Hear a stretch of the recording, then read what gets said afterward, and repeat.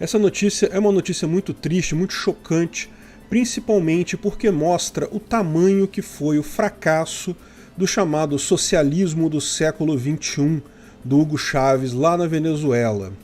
A notícia da CNN Internacional diz que venezuelanos roubam petróleo para fazer a própria gasolina por conta da escassez.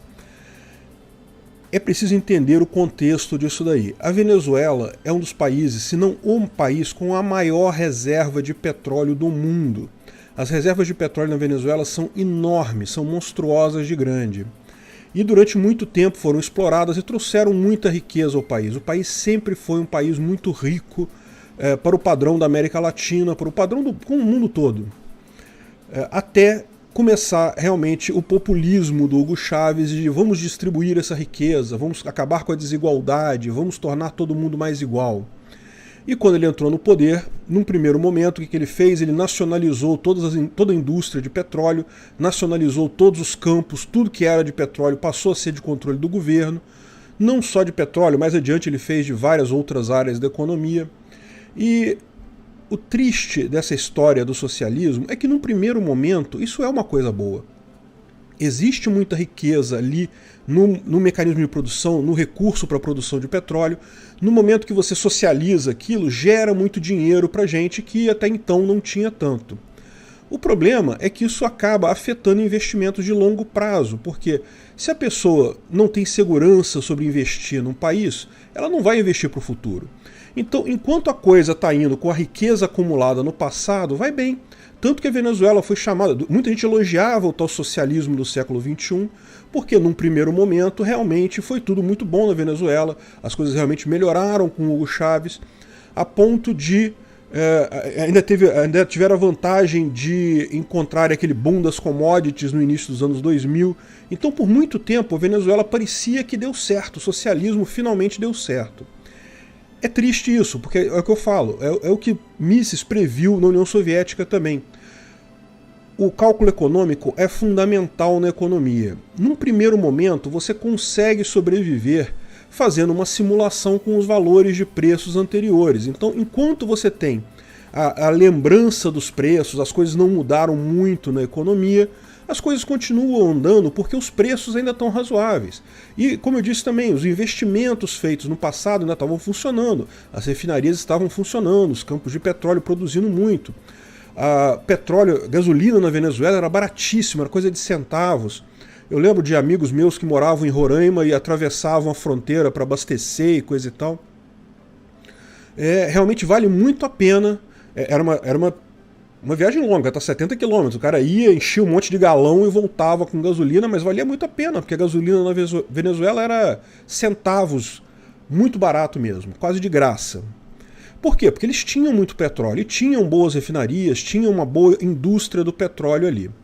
O que aconteceu com o tempo? Não teve mais investimento, porque ninguém vai investir, ninguém vai arriscar o capital se aquele capital investido pode ser confiscado pelo governo mais adiante. Acabou.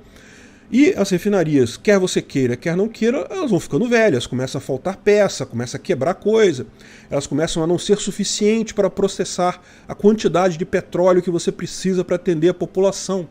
E junto com isso, o excesso de socialismo, a moeda que evaporou, o Bolívar não serve mais para nada, isso impede o cálculo econômico da mesma forma que aconteceu na União Soviética. Você começa a ter uma economia que é gerida por quem é amigo de quem. O governo vai indicando as pessoas e coloca as pessoas em postos chaves em nome de uma distribuição de riqueza, em nome de uma melhoria e distribuição de renda. No final das contas, como as pessoas não são alocadas por sua eficiência econômica, não são as pessoas que seriam as mais eficientes naquela posição, e sim são colocadas por questão política, você acaba tendo exatamente o problema do cálculo econômico. As pessoas não sabem mais como produzir, o que comprar, aonde investir, aonde alocar os recursos. O final é essa tragédia. Hoje a Venezuela não consegue processar toda a gasolina que tem, chegou a refinar 1,3 milhão de barris por dia, hoje em dia caiu para menos de 400 mil barris por dia. Isso agora, porque há um tempo atrás as refinarias estavam até fechadas, conseguiram reverter 2 refinarias agora, voltar a funcionar, mas ainda de forma muito precária, e mesmo assim não é coisa definitiva, porque eles não conseguem mais transformar aquilo, ter eficiência econômica como tinham no livre mercado. O que acontece hoje na Venezuela para você comprar gasolina é um absurdo, é difícil, tem filas enormes para você abastecer, é difícil você conseguir em muitos lugares. Qual foi a solução do pessoal? Pessoas no interior começaram a roubar petróleo cru e refinar. Isso é uma coisa que existe no mundo todo. Tá aqui no Brasil também tem ladrão de combustível nos dutos da Petrobras. A Petrobras tem dutos por vários lugares do país e volta e meia alguém vai lá, faz um furinho num duto desse. Não é preciso ser muito brilhante para perceber que dá para tirar dinheiro aí, né? O que acontece aqui no Brasil é que tipicamente o que roubam são produtos já acabados. Então o cara não vai fazer um furo no duto de petróleo para roubar petróleo cru. Petróleo cru não serve para nada. O cara já faz o furo no duto de gasolina, de GLP, de algum produto já acabado, já refinado, né? Isso é muito arriscado, por favor, não façam isso, isso é extremamente arriscado, além de, evidentemente, ser violação de propriedade particular. Mas lá na Venezuela, nem isso os caras conseguem fazer. Por quê? Porque o problema é o refino. As refinarias não dão conta de refinar o produto. Então o que eles fazem? Eles furam os dutos de petróleo, eles tiram o óleo bruto e fazem refinarias caseiras. É uma coisa altamente ineficiente, não tenha dúvida. A refinaria, vocês sabem, tem aqueles equipamentos. O refino de petróleo é um negócio muito simples, em tese. É similar a fazer cachaça. Você que esquenta o negócio, a parte mais leve evapora, aí condensa no topo, cai, você pega diferentes níveis de condensação, diferentes níveis de temperatura, você pega os diferentes produtos, os produtos mais leves você pega lá em cima na torre de refino, os produtos médios no meio da torre, os produtos mais pesados na parte de baixo. Então não tem segredo em termos técnicos, mas você fazer isso de forma eficiente não é difícil. Desculpa, não é fácil. Não dá para uma pessoa dessas comprar uma torre de refino. Seria uma coisa, são muito caros esses equipamentos. Não tem como. O pessoal improvisa, faz com um barril de petróleo, bota um barril aqui, outro ali. Funciona mais ou menos. A gasolina produzida é de péssima qualidade, lógico, porque não tem como você controlar exatamente a fração de alcano que tem ali, mas funciona. Tem alguma gasolina, já é alguma coisa. É realmente triste que chegue neste ponto, porque, como eu disse, isso aqui é atividade de roubo, né? Eles estão realmente roubando as coisas.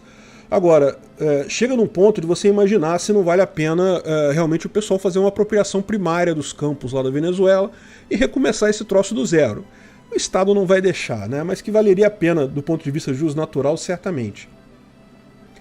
Enfim, existe também, eu falei sobre isso no vídeo sobre a Nigéria que eu fiz alguns dias atrás, falando que lá isso também é um problema, o pessoal roubar petróleo, fazer refino de petróleo para vender o produto e coisa e tal. E isso é uma coisa muito triste porque realmente o investimento para petróleo é uma coisa cara. Você montar uma refinaria não é um negócio barato. No momento que você tem um governo socialista, como acontece na Nigéria, como acontece na Venezuela, ninguém vai investir nisso. Por que alguém ia colocar dinheiro para fazer isso? E o próprio governo pode investir nesse negócio? Pode, mas lembra, o governo ele é uma máquina de fazer dinheiro para si mesmo. A especialidade do governo é roubar pessoas para se sustentar. Então, no final das contas, ele nunca vai conseguir fazer bem a administração de uma coisa desse tipo. Não vai conseguir implementar esse troço de forma correta, de forma decente, de forma eficiente economicamente.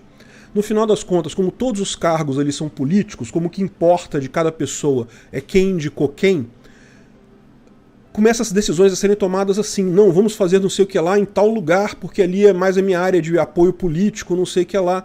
Acabou, meu amigo, não tem como uma empresa funcionar com essa base.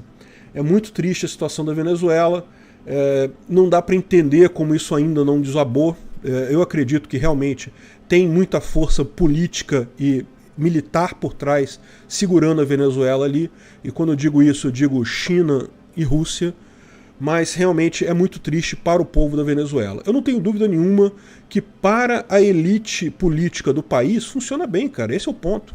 Para a elite ali, a filha do Maduro é das mulheres mais ricas da Venezuela, olha que beleza.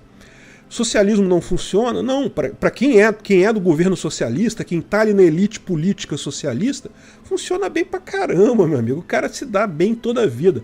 Os Fidel Castro, lá, a família Castro, até hoje tem dinheiro pra caramba, ficaram super ricos com isso.